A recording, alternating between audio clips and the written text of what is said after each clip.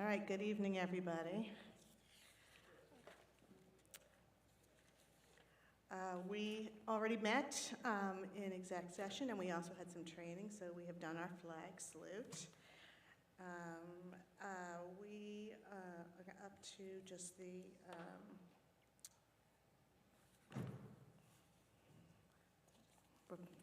I'll read the statement. This is a regular meeting of the Board of Education of Bernards Township. Notice of the time and place of this meeting was provided, and copies of that resolution were forwarded to the official newspapers as designated by the Board of Education and to the Township Clerk, and a copy of the notice was posted on the bulletin board of the Board of Education offices. For those members of the public who cannot attend our meeting in person, a live stream link to the meeting is posted on the district website, www.bernardsbo.com. We very much welcome input from the public. There are 2 times during meetings that the public is invited to speak. One time is early in the meeting before the board votes, when you may speak about any item that's listed on tonight's agenda.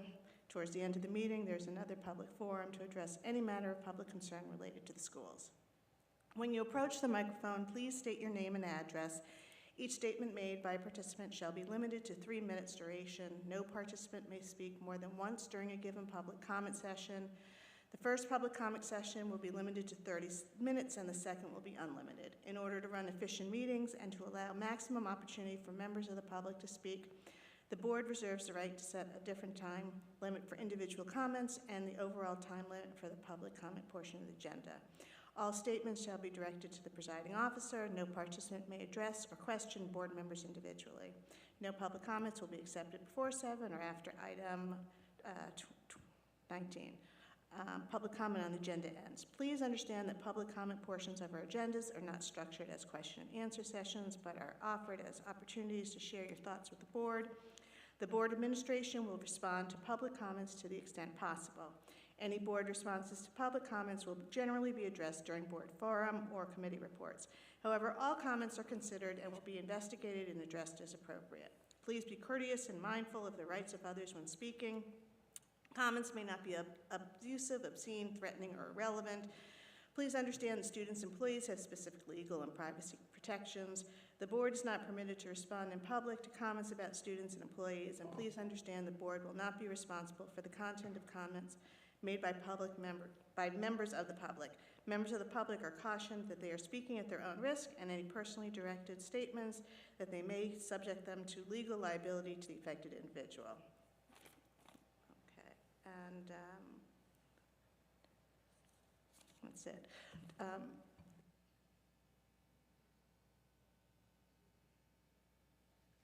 So we'll do the roll call. Ms. White? Here. Ms. McCune? Here.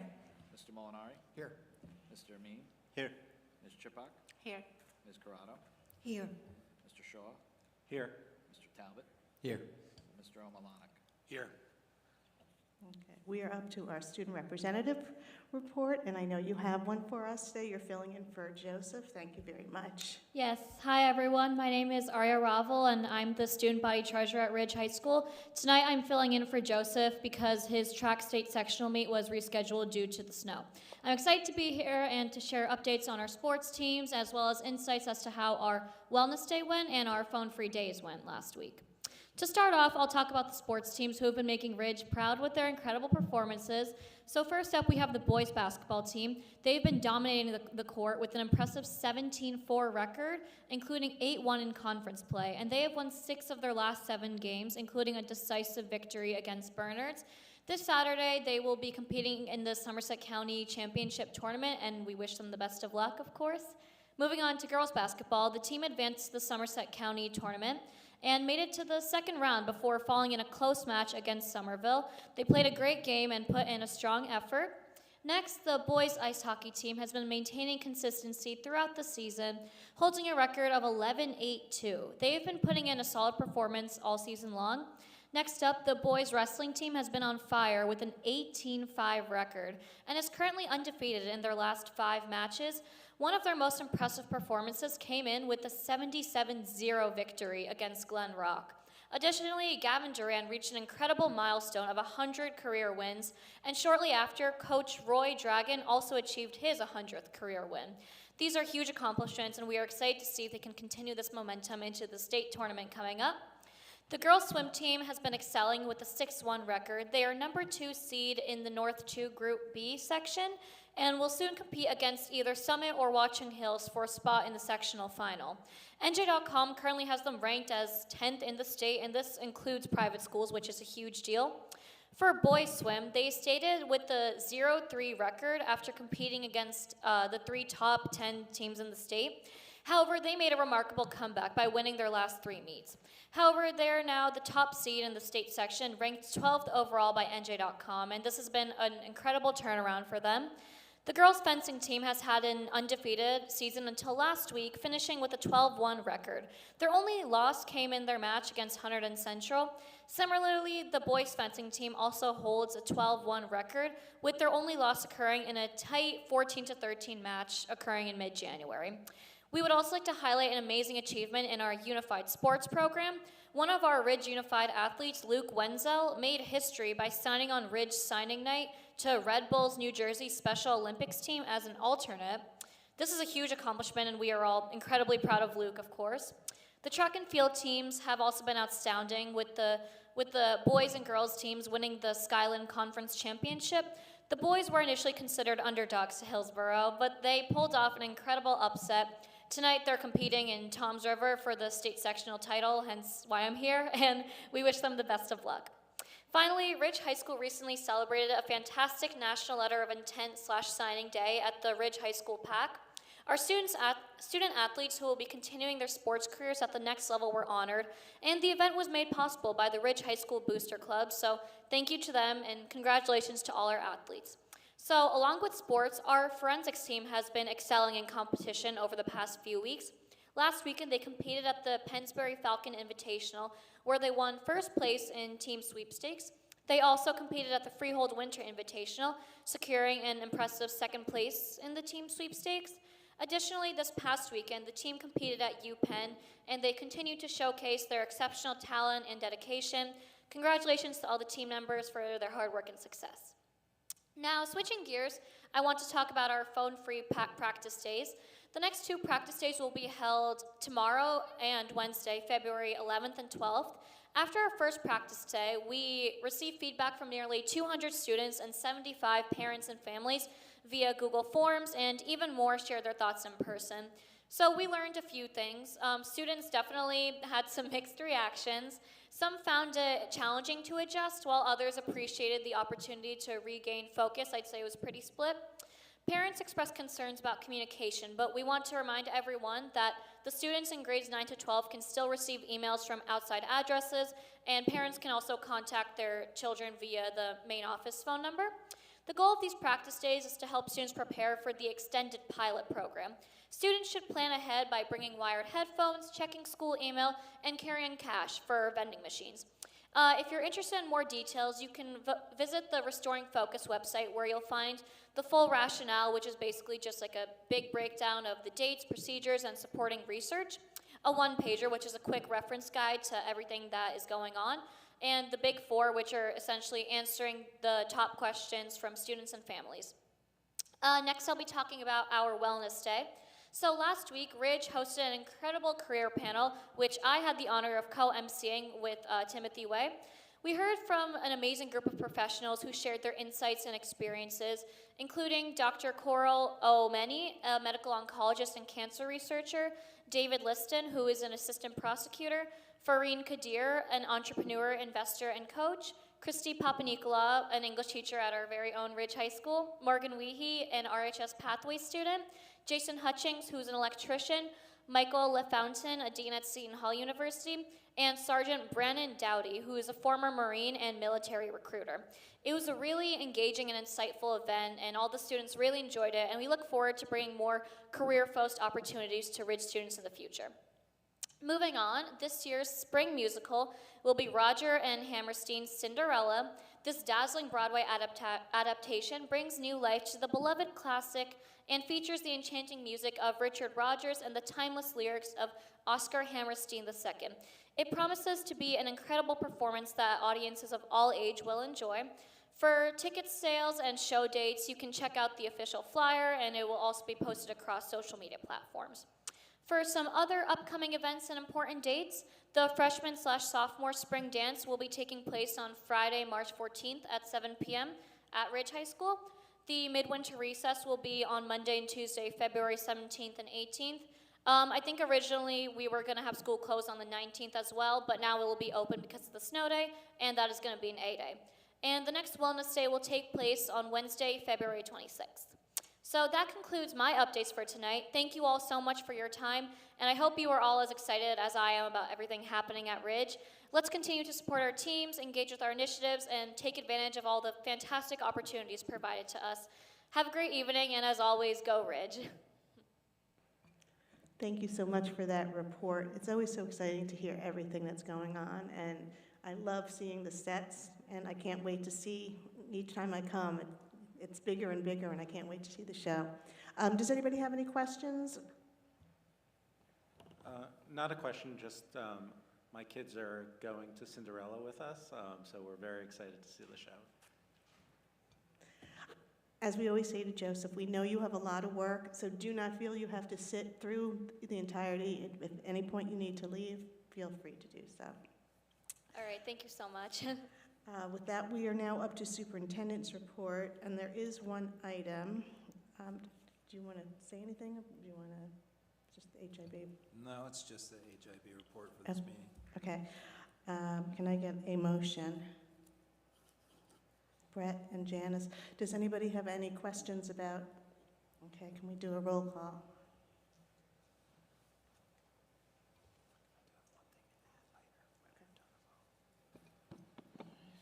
Ms. White? Yes. Ms. McCune? Yes. Mr. Molinari? Yes. Mr. Amin? Yes. Ms. Chippak? Yes. Ms. Corrado? Yes. Mr. Shaw? Yes. Mr. Talbot? Yes. And Mr. Omalanek? Yes. Okay, Mr. McCarron's going to add one thing. Thank you. So, Aria remembered already about February 19th, so just another reminder that that is our makeup day for the snow day we had last week. And I just wanted to ask folks to respond to the 4 strands on the strategic plan. I sent those out on Friday. I'll continue to send folks reminders for that, but I'd really appreciate the input from student, staff, residents, parents, so we'll keep that open until the end of March. Thanks. And with that, we are up to public comment on agenda items. If you have any comments on an agenda item, please come down to the mic, sign in, and state your name and address.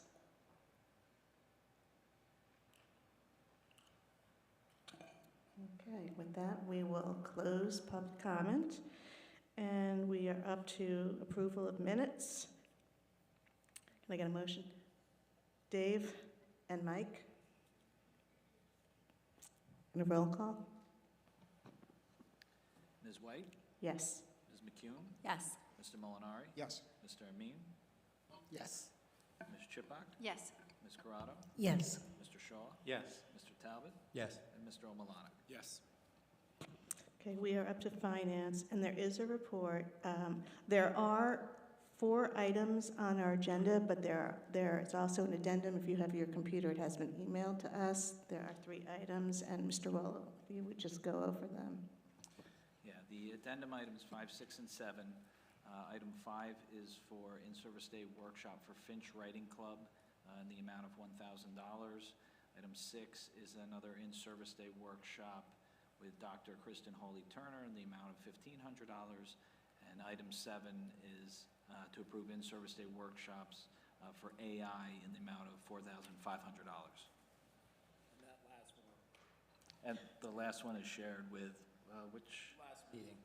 We talked about the last one at the last meeting. It was where we were working with Watchung Hills to do the project to do an AI plan.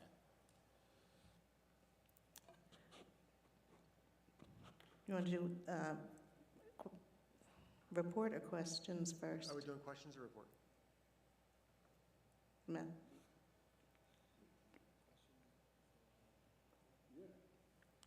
Okay. Yeah, item, on the addendum, item 5 and 7 are pretty self-explanatory. I just wondering what item 6 entails, like what the, to Dr. Kristen Holy-Turner, what is that? Sure. Yeah, so we've talked about her in a few settings. She's been with our teachers before. She's a professor at Drew University, and she has done in-service work with us related to the information literacy standards and digital and media literacy. She served on the state's committee that wrote the new information literacy standards that we haven't seen yet.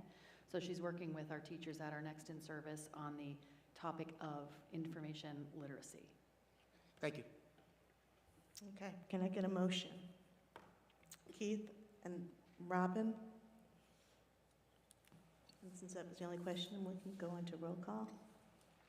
Ms. White? Yes. Ms. McCune? Yes. Mr. Molinari? Yes. Mr. Amin? Yes. Ms. Chippak? Yes. Ms. Corrado? Yes. Mr. Shaw? Yes. Mr. Talbot? Yes. And Mr. Omalanik? Yes. Mr. Shaw, you have a report for us? Yep, and it's fairly short today. So the first item was also discussed at facilities. It's about the new phone system upgrade.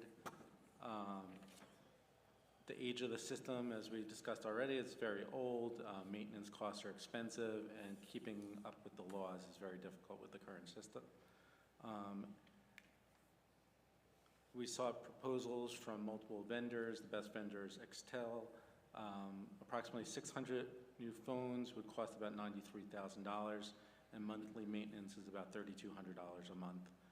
The committee supports this now, but asked Mr. Beavers to reach out to Verizon to get one additional quote as they're in our town. The next item was the audit and the cap. The committee reviewed the one finding from the last audit. The finding was related to the student activity fund, where not all the receipts were deposited timely. This is a minor finding. The corrective action plan included communicating with all staff of the policy related to the student activity fund. The next item we discussed was the health benefits. We went through a preview for next year. The committee asked for the insurance broker to meet with the committee at the next meeting, and we'll discuss more of that in the future. And the last item is confidential, so that's it. Thank you. We're up to personnel, and there are 7 items. May I have a motion? Janice and Brett, are there any questions? Okay, can we have a roll call? Ms. White? Yes. Ms. McCune? Yes. Mr. Molinari? Yes. Mr. Amin? Yes. Ms. Chippak? Yes. Ms. Corrado? Yes. Mr. Shaw? Yes. Mr. Talbot? Yes. And Mr. Omalanik? Yes. And there's no report, correct, Robin? No. Okay. We're up to policy, and there's no report on that. Policy is meeting this week on Thursday. Curriculum, Meeting on Wednesday. okay. Wellness, do we- I do have a report from the January 22nd meeting. The Wellness Committee will be visiting schools in our next several meetings. On the next meeting, February 27th, we'll be visiting William Allen Middle School, where we will meet with student representatives to hear their thoughts. On March 27th, the committee will be going to Cedar Hill School, where we will again meet with their student representatives, and additional elementary school visits will be scheduled. Counseling programming updates. The theme for the January 29th Wellness Day was academic and career planning. 9th, 10th, and 11th grade students visited the course fair in the Ridge Gym, where they had an opportunity to gather information about specific courses, meet with teachers, and review recommendations from students who had previously taken courses. Seniors had a separate dedicated session. Academic planning night for 8th grade students and their families was scheduled for January 29th from 7 to 9 p.m. Details about that could be found on the academic planning website, which is linked in the minutes. A panel of 8 professionals, which we heard about from our student representative, from a variety of careers, were featured during the January 29th Wellness Day. And that was very successful, very well received, and we're looking forward to doing more of that.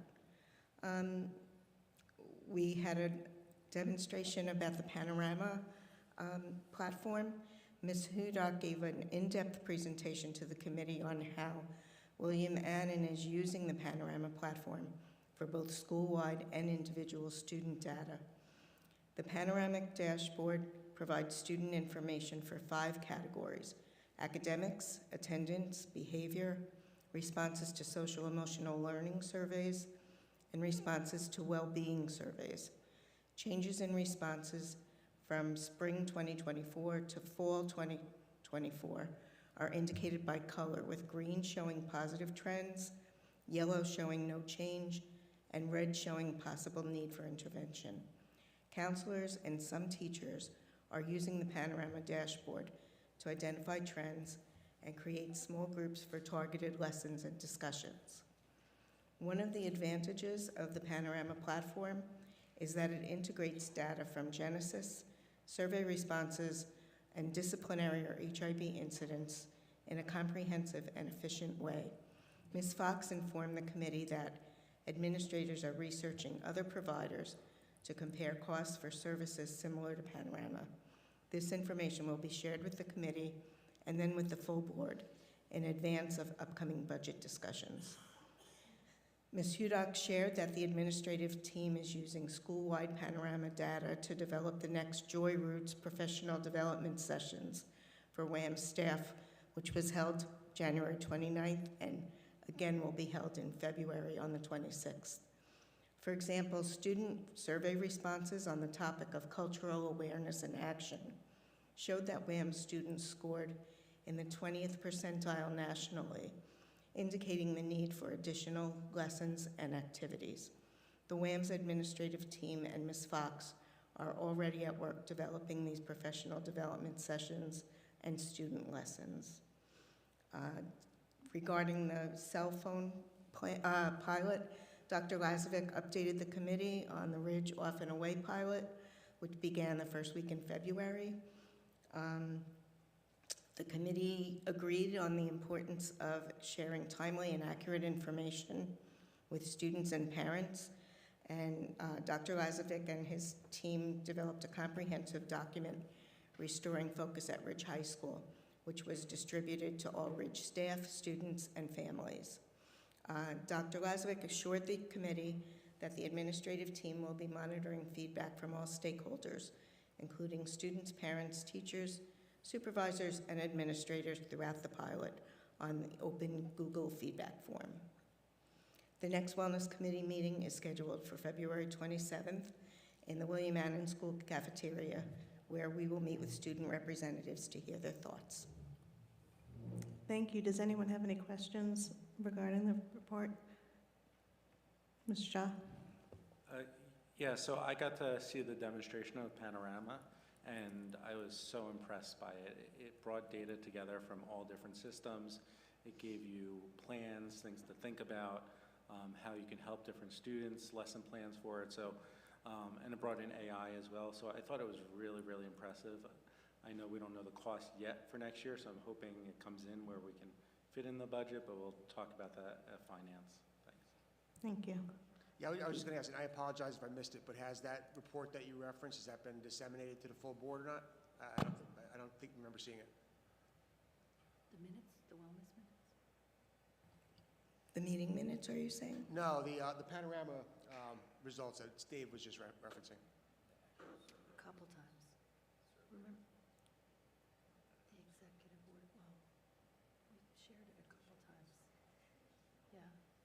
And the PowerPoint. Keith, I'm sorry, Mr. Molinari, I think we did send that, but there was a executive summary from Panorama that I thought was attached to one of the other Wellness Committee minutes, but we'll look for it and make sure, and we'll recirculate it to make sure the board. Like I said, it could be me. I could have missed it. We might not have attached it, but we'll look and make sure everybody gets it.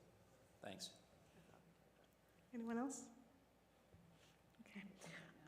We're up to facilities and operations. When are you meeting? We're meeting on the 27th. Yes. Sorry, I was still thinking about where that report was stored. Yes, we're meeting, we moved our meeting because of the snow day. We moved it 3 weeks out to Thursday, February 27th. Yep. Okay. And we're up to liaison reports. Are there any liaison reports anybody has? Mr. Roland? Yeah, so Somerset County Educational Services Committee met last week, and just as a general FYI, they're expanding. They're going to be taking on an additional 30 students, which, when you consider their numbers, is pretty big expansion. They've changed their administrative structure. They now have 2 principals covering all their facilities, as opposed to before, I believe it was assistant superintendent and principal. Anyway, that's a minor change, but a bunch of stresses might be that they're expanding their facilities and the amount of students they can take in. Anybody else? I think just had our new assignments approved, so I know in the coming months we'll have Municipal Alliance and Township, all that will start up again, so there will be more reports. We are now up to public comment on non-agenda items. If there's something that you'd like to come say, please sign in, state your name and address.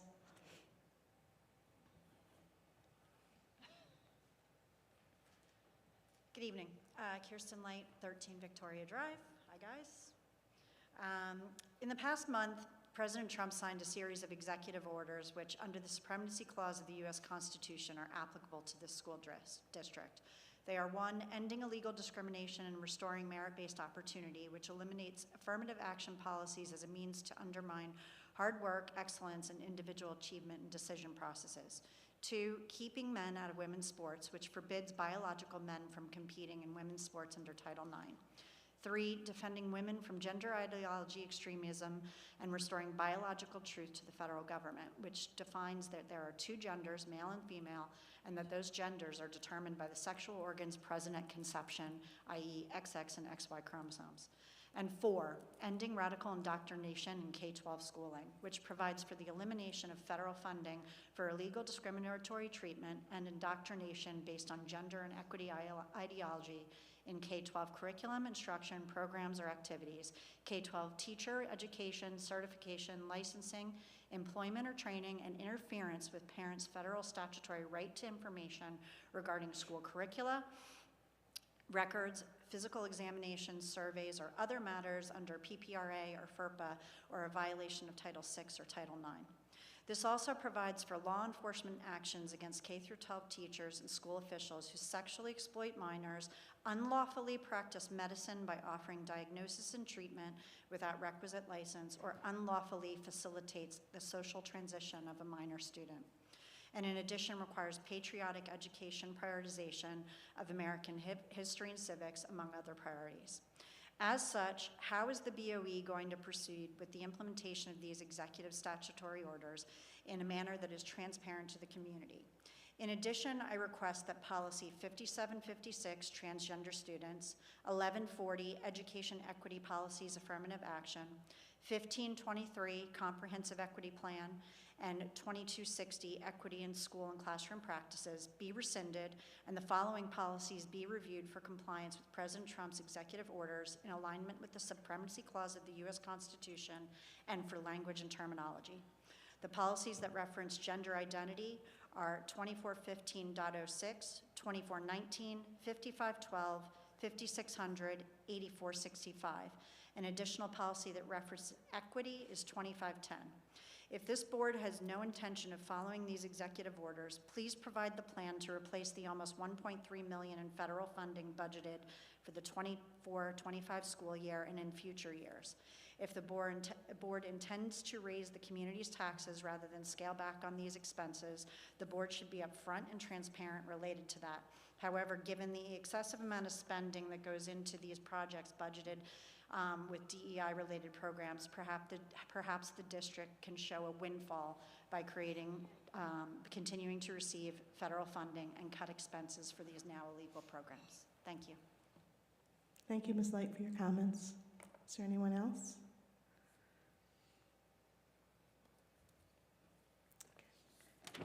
Seeing that there are no other comments, we will close public comment. That brings us to board forum. At our last meeting, we talked about our board goals. and we agreed that we would vote upon them. So I'm just going to read them out. 1, work with administration to facilitate an updated strategic plan. 2, to engage in professional development on the subject of board governance, the chain of command, communications, the role of the board, and board policies and procedures. And 3, to collaborate with the administration to approve multi-year financial plans addressing enrollment trends, facilities, and staffing needs. And I'm glad to say we already started working on number 2 today in our training. Before we vote on these, I just wanted to make sure if anybody else had any comments upon them. Okay. Can I get a motion? Dave and Robin, and then roll call. Ms. White? Yes. Ms. McCune? Yes. Mr. Molinari? Yes. Mr. Amin? Yes. Ms. Tripak? Yes. Ms. Corrado? Yes. Mr. Shaw? Yes. Mr. Talbot? Yes. And Mr. Omalanik? Yes. Okay, and Mr. Markarian, is there anything you want to address? Thanks, Ms. White. So just with regard to the public comment, I think from an educational policy and procedure perspective, all superintendents have been trying to digest some of the executive orders that Ms. Light mentioned. So I just want the public to know that it's certainly something we're keenly interested in following exactly how this is going to play out and working with our policy firm as well as board counsel in making sure we take the appropriate steps over time. Thanks. Does anybody else have anything that they want to discuss for board forum? Okay, with that, can I get a motion for adjournment? Dave? Mike? Everybody agree? We are all done. Thank you. I just shared the That's what happens when you start at 4. Get you out a little early. People don't know that you guys work for 3 hours before the meeting starts. I just shared the presentation with you. I kind of remember what happened. We can talk about it tomorrow if you want, but Yeah, or I just later. don't want to forget. No, I know. And then yeah, so that's why I shared it with you. Okay.